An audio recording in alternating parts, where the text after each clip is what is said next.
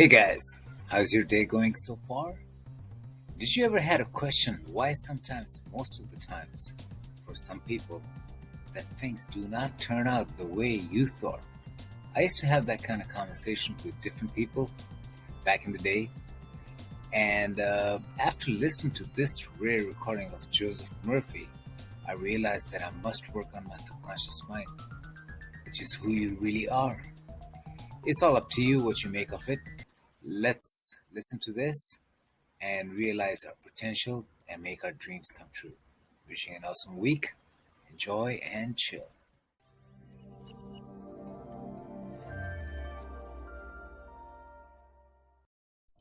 There's no one here that cannot close his or her eyes.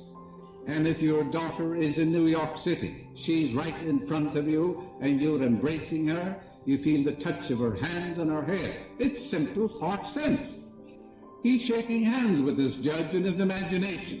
He feels the touch of the hand, he hears the voice, congratulations, and all the things going with it. He flashed the movie in his mind, knowing that all the power of God would flow through that image in his mind. Thought of freedom, thought upon thought, a thought of freedom, a picture of freedom, the image of freedom, and the mood of freedom. Thought upon thought, image upon image, mood upon mood, passes from thought and picture to function and fact. His thought of freedom, his image of freedom, gradually sinks into his subconscious mind. It has to, by repetition. And then the subconscious is compulsive. He's compelled to freedom. Yeah.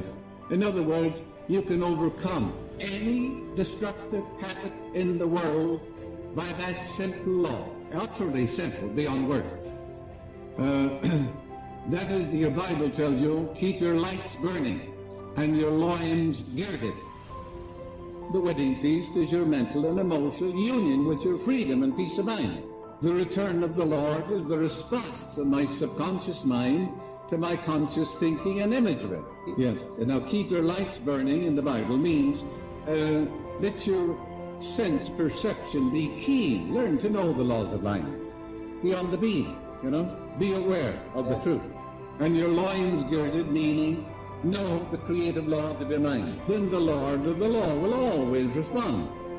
There is no use saying, I'm God's perfect child, or I'm whole and perfect now.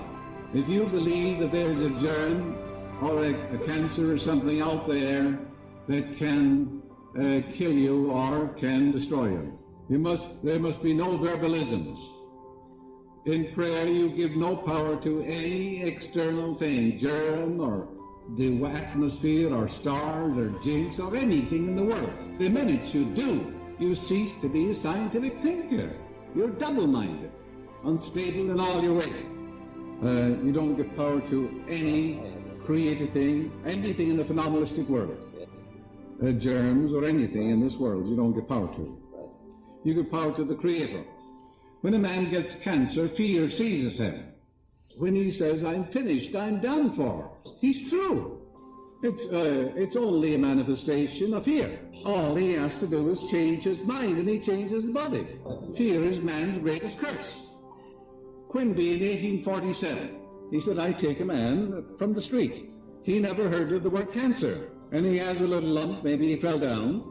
I say to him, you've got cancer. It has no effect upon me, he never heard of the word. He said, if we didn't have so many names, we wouldn't have so many diseases.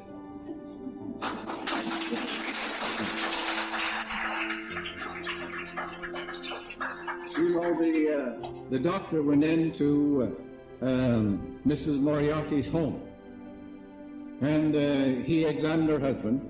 He said, I'm sorry, Mrs. Moriarty, your husband is dead. Immediately he got up in bed, he said, indeed that I'm not dead. And she said, shut up, the doctor knows best. Sie sagte, brauche wohl nicht zu übersetzen, sie sagte, halt's Maul, der Doktor weiß es besser.